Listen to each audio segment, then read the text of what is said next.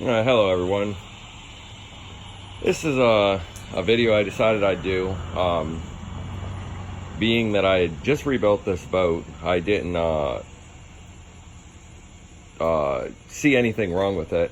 Well, I had it out on the lake the other night. The lake, it actually rode perfectly fine. There was no issues whatsoever. You can see the outdrive sitting here on a stand. I've got the engine. This is a Volvo Penta 3.0 135 horse motor. It's actually sitting up right now.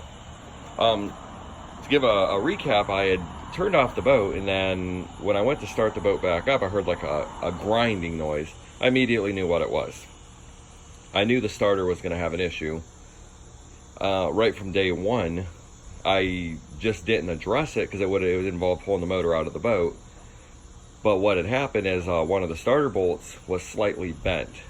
Well, that bend turned into brake when I went to restart it at the lake. So I figured I had the motor out. I'd show everybody, exactly what had happened. You look right here. It's the first time I've ever seen a starter actually completely snapped at its cone. But you can understand the torque that a starter actually produces to start these motors. But I double checked everything. If you ever have this problem, you're gonna want to double check your flywheel.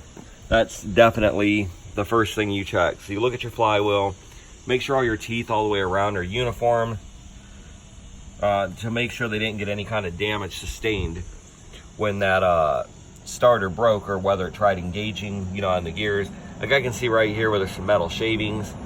Now if you look at this though, so you can see where the starter is actually coned over as far as the gear goes.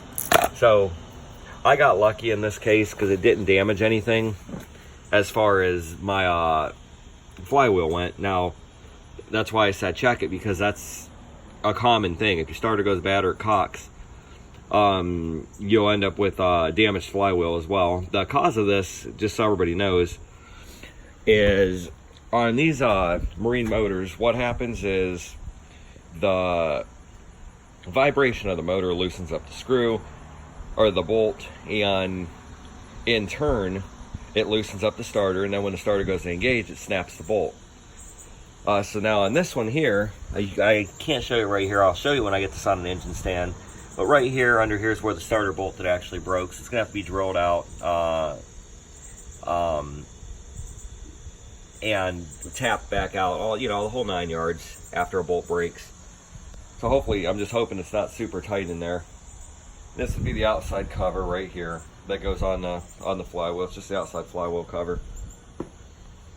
But you can see the motor wasn't too bad at getting out. I didn't have the height to get it outside to improvise, so I used a big, huge pine tree limb to get this motor out of my boat.